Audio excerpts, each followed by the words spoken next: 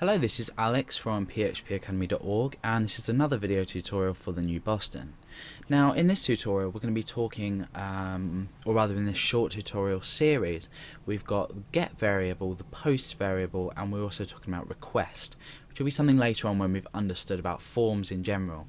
This first tutorial is going to talk about HTML forms. We're going to go sort of back to basics and how we use them and different elements of them that allow us to process data through PHP or send data to a page rather.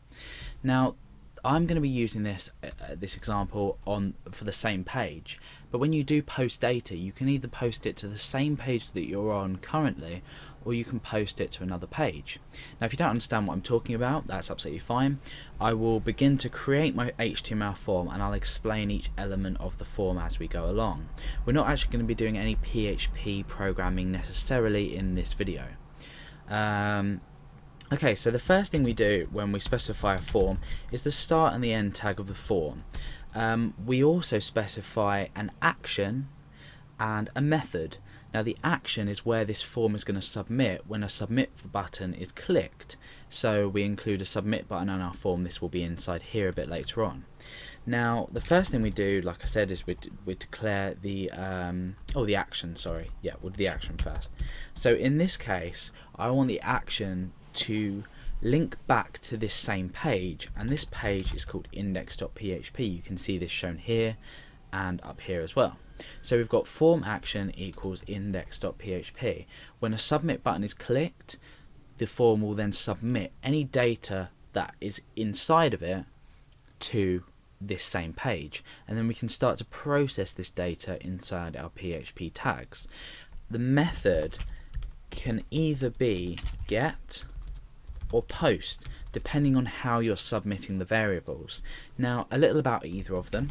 Get is basically sending the data, it's visible in the URL and it's sending the variables through the format of a URL. Post sends data through the HTTP post method, so they're slightly different. I'm not going to talk about them quite yet, but I'm going to use get just to show you an example in this tutorial.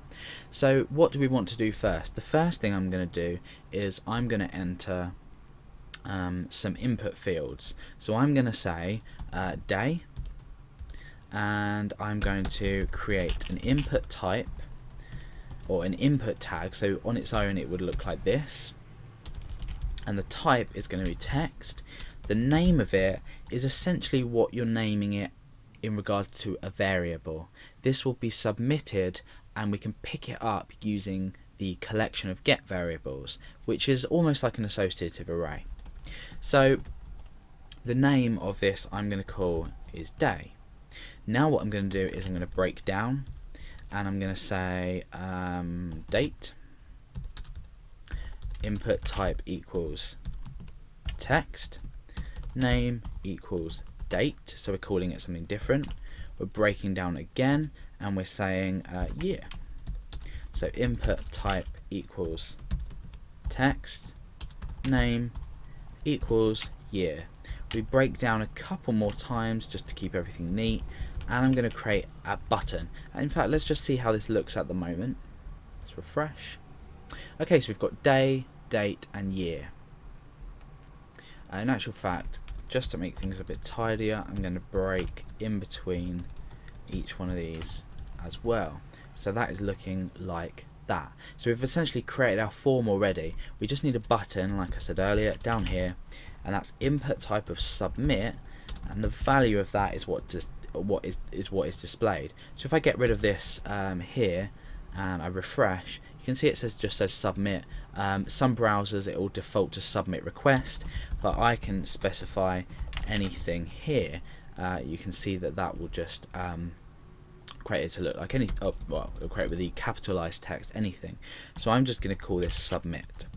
Okay, so now what's going to happen is, if you watch, by default my browser doesn't show the index.php page in its URL.